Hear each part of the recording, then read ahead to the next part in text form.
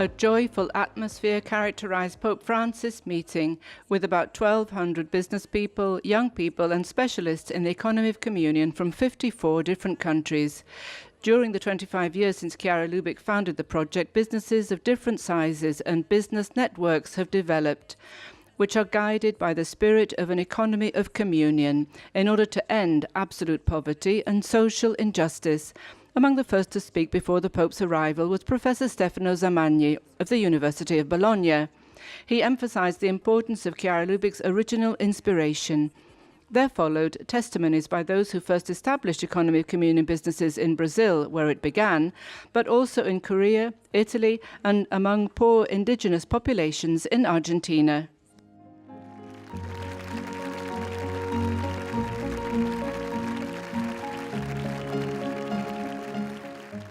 Dear Holy Father, our first words, my words too, are thank you.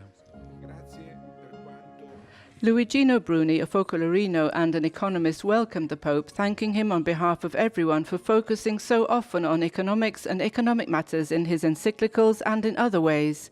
Luigino explained how those gathered in the Paul VI Hall see communion as a way of life that is both personal and related to their business in response to a calling to combat poverty and injustice. Then Florencia, Cornelius, Teresa and Maria Elena spoke about what is happening in their own countries and their gratitude to the Pope on behalf of the poor. His audience warmly received his words, both somber and powerful. The Pope immediately emphasized the important connection between the two words, economy and communion.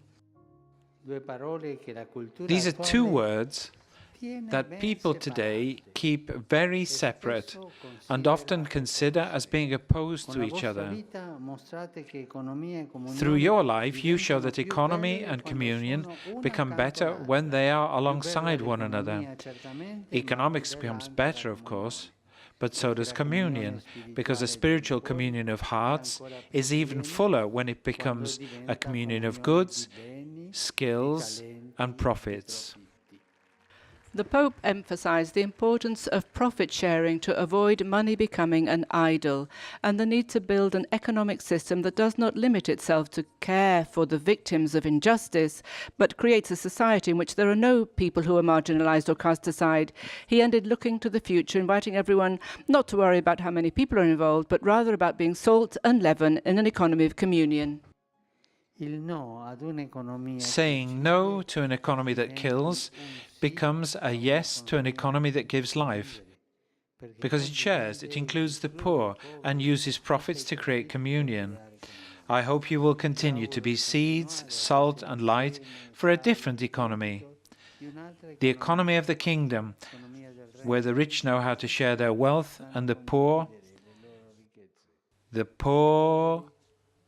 are called blessed. Thank you. Grazie.